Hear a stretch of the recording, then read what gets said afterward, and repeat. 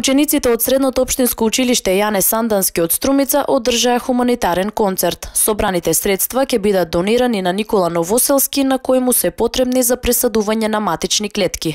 Како што истакна професорката Анита Станковска, концертот се одржа по 7-ми пат и учениците напорно се подготвуваа околу 3 месеци.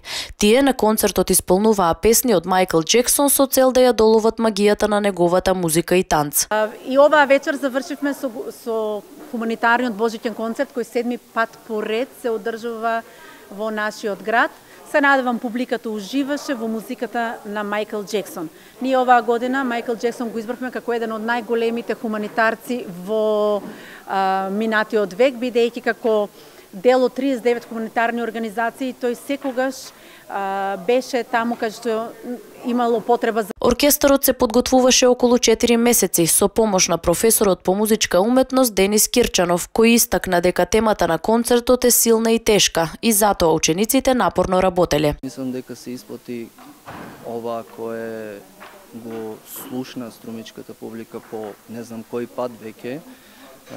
Се надевам дека во иднина ќе пловиме по тие води,